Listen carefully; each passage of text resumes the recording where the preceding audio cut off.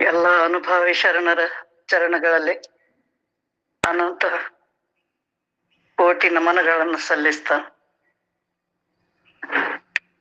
ಇಬ್ರು ಅಪ್ಪಾಜಿಯವ್ರ ವಾಣಿ ಕೇಳಿವಿ. ಇಬ್ರು ಹೇಳುದು ಅದೇ, ಸತ್ಯ ದರ್ಶನ ಮಾಡ್ಕೊ, ನೀನ್ ಯಾರಂತ ತಿಳ್ಕೊ, ಎಲ್ಲ ಸಮಸ್ಯೆಗಳಿಂದ ನಾವು ಬಿಡುಗಡೆ ಹೊಂದುತ್ತೀವಿ. ಅಲ್ಲಿ ನಾನು ಬಹಳ ದುಃಖವನ್ನು ನಾವು ಭೋಗಿಸ್ಬೇಕಾಗ್ತೈತಿ. ಅದಕ್ಕೆ ಇದು ಲೋಕದೃಷ್ಟಿಯೊಳಗಿದ್ದಾಗ ನಾವು ಬಹಳ ಕೆಳಮಟ್ಟದಾಗಿರ್ತೀವಿ. ಕೆಳಮಟ್ಟ ಅಂದ್ರ ಲೌಕಿಕ ದೃಷ್ಟಿಯೊಳಗ ನಮ್ಮ ಈ ಕಾರ್ಯಗಳು ಬಹಳ ಪ್ರಾಧಾನ್ಯವನ್ನ ಪಡೆದಿರ್ತಾವ. ನಾವು ಅಂದ್ಕೊಂಡದ್ದೇ ಸರಿ, ನಾವು ಮಾಡಿದ್ದೇ ಸರಿ, ಹೆಂಡ್ರು ಮಕ್ಕಳು ಪ್ರಪಂಚ ಸಂಸಾರ ಎಲ್ಲಾ ಸತ್ಯ ಸತ್ಯ ಸತ್ಯ ಅನ್ನುವಂಗ್ ಮಾಡ್ತಿರ್ತೀವಿ. ಇಂಥವ್ರ ಮುಂದೆ ಹೋಗಿ ನಾವು ಶ್ರುತಿ ದೃಷ್ಟಿಯನ್ನು ಬೋಧಿಸ್ಲಿಕ್ಕೆ ಹೋದ್ರ, ಅಥವಾ ಶ್ರುತಿ ದೃಷ್ಟಿ ಅಯಂ ಆತ್ಮ ಬ್ರಹ್ಮ ತತ್ವಮಸಿ ಇಂಥವೆಲ್ಲ ಶ್ರುತಿ ಬೋಧನೆಗಳನ್ನ ನಾವು ಮಾಡಕ್ ಹೋದ್ರ ಅದು ಅಪಹಾಸ್ಯಕ್ಕೆ ಗುರಿ ಆಗ್ಬೇಕಾಗ್ತೈತಿ. ಯಾಕಂದ್ರೆ ಅವ್ರಿಗೆ ಅದು ಏನು ಗೊತ್ತೇ ಇರೋದಿಲ್ಲ. ಯಾವಾಗ ಲೌಕಿಕರಿಗೆ ಒಂದು ಹೊಡೆತ ಬೀಳ್ತೈತಿ, ಪ್ರಪಂಚದಾಗ ಏನರೇ ದುಃಖದ ಸನ್ನಿವೇಶ ಬರ್ತಾವಲ್ಲ, ಅಪ್ಪಾಜಿಯವರಂತೂ ಹಾಸ್ಯಮಯವಾಗಿ ಹೇಳಿದ್ರು. ದೊಡ್ಡ ಅಪ್ಪಾಜಿಯವರು ಮೊದಲು ಹೆಂಡತಿಗೆ ಬರ್ಬೇಕು, ಇವಾಗ ಬಂದ್ರ ಅಟ್ ತ್ರಾಸ ಆಗುದಿಲ್ಲ. ಅವ್ರ ಮನ್ಯಾನ ಹೆಂಡ್ರಿಗೆ ಬಂದ್ಬಿಟ್ರ ಏನ್ ದೀಡ್ ನಮಸ್ಕಾರ ಹಾಕಂದ್ರ ದೀಡ್ ನಮಸ್ಕಾರ ಹಾಕ್ತಾರ, ಎಲ್ಲಿಗೆ ಹೋಗಂದ್ರು ಹೋಗ್ತಾರ, ಏನ್ ಮಾಡಂದ್ರು ಮಾಡ್ತಾರ ಅಂತ ಹಾಸ್ಯವಾಗಿ ಹೇಳಿದ್ರು. ಇಲ್ಲಿ ಪೆಟ್ಟು ಬಿದ್ದಾಗನೇ ನಮ್ಗ ಆ ಕಡೆ ಸ್ವಲ್ಪ ಕಷ್ಟಕ್ಕೆ ಗುರಿ ಆದಾಗ ಏಪ್ಪ ಇದರಿಂದ ಹೆಂಗ್ ಪಾರಾಗ್ಬೇಕು ಅನ್ನುವಂಥದ್ದೊಂದು ದೃಷ್ಟಿ ಬರ್ತೈತಿ ನಮ್ಗ. ಅವಾಗ ನಾವು ಇದು ವ್ಯಾವಹಾರಿಕ ದೃಷ್ಟಿ ಅನ್ನ ಹೊಂದಲಿಕ್ಕೆ ಸಾಧ್ಯ ಆಗ್ತೈತಿ. ವ್ಯಾವಹಾರಿಕ ದೃಷ್ಟಿ ಅಂದ್ರೆ ಇದು ಸ್ವಪ್ನ ಸದೃಶ ಐತಿ, ಇದು ಸತ್ಯ ಅಲ್ಲ ಅನ್ನುವಂಥದ್ದೊಂದು ತಿಳುವಳಿಕೆ ಮನುಷ್ಯನಿಗೆ ಮೂಡ್ತೈತಿ. ಆಮೇಲೆ ಅದಕ್ಕಿಂತ ಮೇಲ್ ಹೋದಾಗ ಅದು ಯುಕ್ತಿ ದೃಷ್ಟಿ. ಅಲ್ಲಿ ಇದು ಭ್ರಮಾತ್ಮಕ ಐತಿ ಅನ್ನೋದು ಕಂಡು ಬರ್ತೈತಿ. ಮತ್ತು ಶುಕ್ತಿ ರಜತ ಅಂತ ಹೇಳಿದ್ರ ಅಪ್ಪಾಜಿಯವರು. ಅದು ಸಿಂಪು, ಅದು ಬೆಳ್ಳಿಗತ್ತೆ ಹೊಳಿತಿರ್ತದ ದೂರ್ಲಿಂದ, ಆದ್ರ ಅದು ನಿಜವಾಗಿ ಹಾಗಿರೋದಿಲ್ಲ. ಅದು ಯುಕ್ತಿ ದೃಷ್ಟಿ. ಇದು ಕಾಣಿಸ್ತೈತಿ, ಆದ್ರೆ ಅದು ಸತ್ಯ ಅಲ್ಲ, ಭ್ರಮಾತ್ಮಕ ಐತಿ, ನಾವು ಕಂಡದ್ದೆಲ್ಲ ಸತ್ಯ ಅಲ್ಲ ಅನ್ನುವಂಥದ್ದೊಂದು ಯುಕ್ತಿ ಅಲ್ಲಿ ಬರ್ತೈತಿ. ಆಮೇಲೆ ಶ್ರುತಿ ದೃಷ್ಟಿ. ಅವಾಗ ನೀ ಹೇಳು ಇದೆಲ್ಲ ತಿಳಿತು, ಇದು ಭ್ರಮಾತ್ಮಕ ಐತಿ, ಇದು ಸ್ವಪ್ನ ಸದೃಶ ಐತಿ, ಇದೆಲ್ಲ ತಿಳಿದಿಂದ ಅವಾಗ ನಾವು ಶ್ರುತಿ ದೃಷ್ಟಿಯಿಂದ ಹೇಳಕ್ ಹೋದಿವಂದ್ರ ಅದು ಮನುಷ್ಯನಿಗೆ ತಿಳಿತೈತಿ. ಅವಾಗ ತತ್ವಮಸಿ ಹೇಳಿದ್ರ ಅವನಿಗೆ ಅದು ಅರ್ಥ ಆಗ್ತೈತಿ ಅನ್ನೋದನ್ನ ಹೇಳಿದ್ರು. ಅದನ್ನೇ ಸಣ್ಣಪ್ಪಾಜಿಯವರು ಹೇಳ್ತಾರ. ಇದು ಪತಂಜಲಿ ಯೋಗ ಸೂತ್ರದೊಳಗ ವೈರಾಗ್ಯ ಸಂಸ್ಕೃತ ಶಬ್ದ ಬಿಟ್ರಿ ಅಂತ ಹೇಳಿದ್ರು. ವೈರಾಗ್ಯದೊಳಗೆ 4 ಭಾಗಗಳನ್ನು ಹೇಳಿದ್ರು. ಯತಮಾನ, ವ್ಯತಿರೇಕ ಮತ್ತು ಇದು ವೈರಾಗ್ಯಗಳು. ಅವು ವಶೀಕಾರ ವೈರಾಗ್ಯ. ಇವನ್ನೆಲ್ಲ ಅವು ಜನರು ಒಂಥರ ತಿಳ್ಕೊಂಡ್ಬಿಟ್ಟಿದ್ರು. ವಶೀಕರಣ ಅಂದ್ಕೊಳ್ಳೆ ಯಾರ್ಯಾರನೂ ವಶ ಮಾಡ್ಕೊಳ್ಳೋದು, ಇದು ಮಾಡೋದು, ಈ ತರ ಭಾವನೆ ಇತ್ತದು ನಿಜವಾಗಿ ಹೇಳ್ಬೇಕಂದ್ರ. ಆದ್ರ ಅಪ್ಪ ಅವ್ರು ಅದನ್ನ ಬಹಳ ಸರಳ ಮಾಡಿ ನಮ್ಮ ಮನಸ್ಸಿಗೆನೆ ನಾವು ಹೆಂಗ್ ನೋಡ್ಕೋಬೇಕು, ನಮ್ಮ ಮನಸ್ಸಲ್ಲೇ ನಾವು ಹೆಂಗ ಭಾವಿಸ್ಬೇಕು, ನಮ್ಮ ಮನಸ್ಸಿಗೆ ಪಳಗಿಸ್ಬೇಕು ಅನ್ನೋದನ್ನ ಬಹಳ ಸುಂದರವಾಗಿ ಹೇಳಿದ್ರು ಅಪ್ಪಾಜಿಯವರು. ಮೂಳಿಗೆ ಮಾರ ಎಂದು ಉದಾಹರಣೆ ಕೊಟ್ಟರು. ಎಷ್ಟು ಸಹಜವಾಗಿ ಅವರು ಎಲ್ಲ ರಾಜ್ಯ ತ್ಯಾಗ ಮಾಡಿ ಬಂದ್ರು. ಎಂಥ ಜೀವನ ಬಯಸಿದ್ರು ಅವರು. ಅಂತದ ಕಾಶ್ಮೀರ ಅಂದ್ರ ಭೂಲೋಕದ ನಂದನವನ, ಅದು ಸ್ವರ್ಗ ಅಂತಾರ. ಅಂತ ಸುಂದರವಾದ ನಾಡನ್ನ ಬಿಟ್ಟು ಅವ್ರು ಇಲ್ಲಿಗ್ ಬಂದ್ರಲ್ಲ, ಕಲ್ಯಾಣಕ್ಕೆ ಬಂದ್ರ. ಅದು ಎಂತ ಕಲ್ಯಾಣ, ಅದು ಕಲಬುರ್ಗಿ ಕಲ್ಯಾಣ. ಸುಡು ಸುಡು ಬಿಸಿಲು, ಉರಿ ಬಿಸಿಲು ಅಂತ ಸ್ಥಾನದಾಗ ಬಂದವರು ನಿಂತರು, ಕಟ್ಟಿಗೆ ಕಡಿದ್ರು, ತಮ್ಮ ಹಂಸ ತೂಲಿಕಾ ತಲ್ಪ ಮನ್ಕೊಳ್ಳೋದು ಎಲ್ಲ ತ್ಯಾಗ ಮಾಡಿ ಅವ್ರ ಮೌಳಿಗೆ ಮಾರಾಯಣವ್ರ ಹೆಂಡತಿ ಮಹಾದೇವಿಯವರು, ಅವರು ಕೂಡ ಏನು ಅದಕ್ಕ ದುಃಖ ಪಡ್ಲೇ ಇಲ್ಲ. ವಿರುದ್ಧ ಅಂದ್ರ ಅವರು ಸುಖ ಇಲ್ಲಿ ಅರಸಿ ಬಂದ್ರು. ಅದ್ರೊಳಗ ಸುಖ ಐತಿ, ಸರಳ ಜೀವನದೊಳಗ ಸುಖ ಐತಿ. ಬಹಳ ಆಡಂಬರದ ಜೀವನದಲ್ಲಿ ಸುಖ ಇಲ್ಲ ಅನ್ನೋದನ್ನ ಕಂಡುಕೊಂಡ್ರು. ಮೊನ್ನೆ ಅಲ್ಲಿ ಬಿಳಿಗಿರಿ ರಂಗನ ಬೆಟ್ಟಕ್ಕೆ ಹೋದಾಗ ಅಲ್ಲೊಬ್ಬರು ಮಹಾನ್ ತಪಸ್ವಿಗಳು ಆಗಿ ಹೋಗ್ಯಾರ, ನಿರ್ಮಲಾನಂದ ಸ್ವಾಮೀಜಿ ಅಂತ ಹೇಳಿ.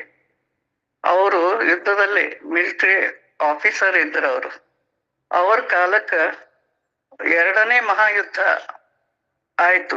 ಅದೆಲ್ಲ ನಾಗಾಸಾಕಿ ಹಿರೋಶಿಮಾದ ಮೇಲೆ ಬಾಂಬ್ಗಳನ್ನ ಹಾಕಿದ್ರು, ಎಲ್ಲಾ ಛಿದ್ರ ಅದೆಲ್ಲ ಹಾಳಾಗಿದ್ದನ್ನ ನೋಡಿದ್ರು. ಅವರು ಸ್ವತಃ ಅದ್ರಾಗ ಭಾಗವಹಿಸಿದ್ರು. ಅಲ್ಲೆಲ್ಲ ಸೈನಿಕರು ಇವರು ಎಲ್ಲ ಮಾರಣ ಹೋಮ ಅದನ್ನ ನೋಡಿ ಅವ್ರಿಗೆ ಮನಸ್ಸಿಗೆ ತುಂಬಾ ಘಾಸಿ ಆಯ್ತು. ಆಗ ಅವರು ಬಂದ್ರು, ಇದಕ್ ಬಂದ್ರು, ಏಕಾಂತ ಸ್ಥಾನಕ್ ಬಂದ್ರು. ಅಲ್ಲಿ ಬಿಳಿಗಿರಿ ರಂಗನ ಬೆಟ್ಟದೊಳಗ ಆ ಪ್ರಕೃತಿಯ ಮಡಿಲಲ್ಲಿ ಅವರು ತಮ್ಮ ಶಾಂತಿಯನ್ನ ಕಂಡುಕೊಂಡ್ರು. ಎಂತ ಅದ್ಭುತ ಅವರು ಅಂದ್ರ 40 ವರ್ಷ ಅಲ್ಲಿ ಮೌನವಾಗಿ ಕಳೆದ್ರು ಆ ಪ್ರಕೃತಿ ಮಧ್ಯದಲ್ಲಿ. ಅವರು 180 ದೇಶಗಳನ್ನ ತಿರುಗಾಡಿ ಬಂದಂತ, ಎಲ್ಲಾ ಭಾಷೆಗಳನ್ನು ಬಲ್ಲಂತ ಒಬ್ಬ ದೊಡ್ಡ ವಿದ್ವಾನರು ಅಂಥವ್ರು ಅದನ್ನೆಲ್ಲ ಮರ್ತು ಬಂದು ಅಲ್ಲಿ ಕುಂತರು ಮತ್ತು 40 ವರ್ಷ ಮೌನ ಮಾಡಿದ್ರು. ಮತ್ತು ಏನಾರ ತಮಗ್ ಬೇಕಾದ್ರೆ ಬಹಳಾದ್ರ ಬರೋದು ತಿಳಿಸ್ತಿದ್ರು. ಖರೆ ಜನರ ಜೋಡಿ ಅವರು ಮಾತನ್ನೇ ಮಾತಾಡ್ಲಿಲ್ಲ. ಇದು ಅಲ್ಲಿ ಎಲ್ಲ ಬರೋದು ಹಚ್ಚಾರ ಅವರು. ಅಂದ್ರ ಸಮಾಧಿ ಸುತ್ತ ಬರ್ದದ್ದು ವಾಕ್ಯಗಳನ್ನು ಬಹಳ ಚಂದ ಅದಾವ. ಅವನ್ನೆಲ್ಲ ಫೋಟೋ ತೆಗ್ದಾರ, ಇನ್ನೂ ಬಂದಿಲ್ಲ ನಮ್ ಕಡೆ.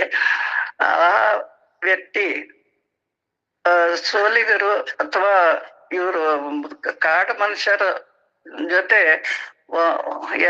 ಯಾರೋ ಒಬ್ರು ಜೊತೆ ಮಾತಾಡಿದ್ರು.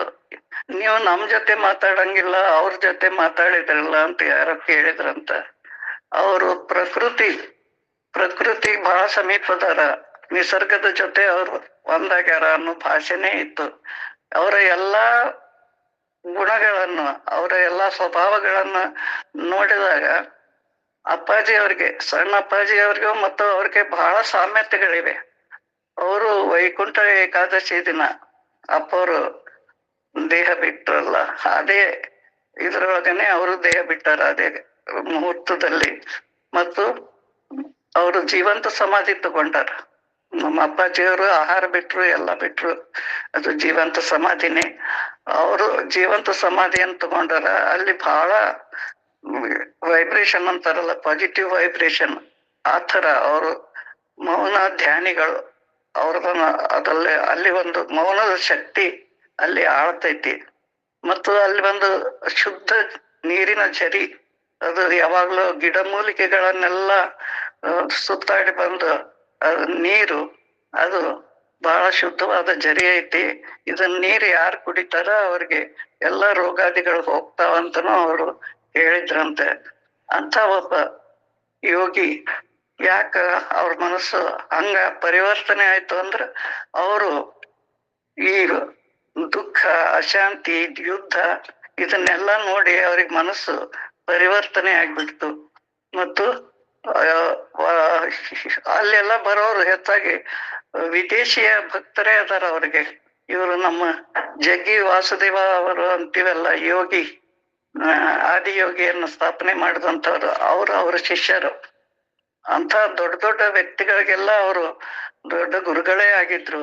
ಆದ್ರೆ ಅವರು ಅತಿ ಸರಳ ಜೀವನ. ಅವ್ರ ಫೋಟೋ ನೋಡ್ಬಿಟ್ರೆ ಯಾರೋ ಒಬ್ರು ಹುಚ್ಚರು ಕುಂತಾರೇನೋ ಅನ್ನೋರ್ ಗತೆನೇ ಐತಿ. ಅವ್ರು ಅಂತ ಸರಳ ಜೀವನವನ್ನ ಬಯಸಿದ್ರು. ಯಾಕೆ ಅಂದ್ರೆ ಅದು ಅಲ್ಲಿ ಸರಳ ಜೀವನದೊಳಗ ಬಹಳ ಮನುಷ್ಯ ಶಾಂತನಾಗಿರ್ತಾನ. ತನ್ನ ಎಲ್ಲ ಅಹಂಕಾರವನ್ನು ಬಿಟ್ಟು, ತನ್ನ ಎಲ್ಲ ಅಸ್ತಿತ್ವವನ್ನು ಕಳೆದುಕೊಂಡು ಬಹಳ ಆರಾಮವಾಗಿ ಇರ್ಬಹುದು. ನಾವು ಮೊಳಗೆ ಮರ ಏನ್ ನೋಡಿದ್ರೆ ಏನಪ್ಪ ಇಂಥ ರಾಜ್ಯ ಬಿಟ್ಟು ಇಂಥಲ್ಲಿ ಬಂದಾರಲ್ಲ ಅಂತ ಅನ್ನಿಸ್ತೈತಲ್ಲ. ಅದು ವೈರಾಗ್ಯದ ಜೀವನ ಸಹಜವಾಗಿ ಮನುಷ್ಯನಿಗೆ ಇಷ್ಟ ಆಯ್ತು ಅಂದ್ರ, ಅವನ ಮನಸ್ಸೇ ಒಪ್ಕೊಂಡ್ಬಿಟ್ರ ಅಲ್ಲಿ ಯಾವ ಒಂದು ಬಂಧನಗಳು ಇರೋದಿಲ್ಲ. ಅದು ನಾನು ಯಾರು ಅನ್ನೋದನ್ನ ತಿಳ್ಕೊಳ್ಳಿಕ್ಕೆ ಸಹಾಯಕವಾಗ್ತೈತಿ. ಮತ್ತು ನಾನು ಯಾರು ಅನ್ನೋದನ್ನ ತಿಳ್ಕೊಂಡ್ಬಿಟ್ರೆ ಮನುಷ್ಯ ಜನ್ಮ ಸಾರ್ಥಕ ಆಗ್ತೈತಿ. ಅದಕ್ಕ ಮನುಷ್ಯ ಆದಷ್ಟು ಸರಳ ಜೀವನ, ಶುದ್ಧ ಜೀವನ ನಡೆಸ್ಕೊಂಡು ಹೋದ್ರ ನಾವು ಅದನ್ನ ಅರ್ಥ ಮಾಡ್ಕೊಳಿಕಾದ್ರೂ ಸಾಧ್ಯ ಆಗ್ತೈತೆ. ನಮ್ಮ ಮುಂದೆ ಹೆಂಗಿರ್ತೈತಿ ಅನ್ನೋದನ್ನ, ಸತ್ಯ ದರ್ಶನ ಹೆಂಗಿರ್ತೈತಿ ಅನ್ನೋದನ್ನ ನಾವು ಸ್ವಲ್ಪ ಅರ್ಥ ಮಾಡ್ಕೊಳ್ಳುವಂತ ಶಕ್ತಿನರೇ ಬರ್ತೈತಿ. ಅದಕ್ಕೆ ನಾವೆಲ್ಲರೂ ಸರಳ ಶುದ್ಧ ಶಾಂತ ಜೀವನಕ್ಕ ಮನಸ್ಸನ್ನು ಒಗ್ಗಿಸ್ಬೇಕಾಗೈತಿ ಮತ್ತು ಅನುಭವ ಪಡ್ಕೋಬೇಕಾಗೈತಿ. ಇಷ್ಟ ಹೇಳ್ತಾ ತಮಗೆಲ್ಲ ಹೇಳೋದಕ್ಕೆ ಅವಕಾಶ ಕೊಟ್ಟಿದ್ದಕ್ಕಾಗಿ ಮತ್ತು ಕೇಳಿದ್ದಕ್ಕಾಗಿ ಎಲ್ಲರಿಗೂ ಅನಂತ ಧನ್ಯವಾದಗಳು ಹಾಗೂ ಶರಣಾರ್ಥಿ.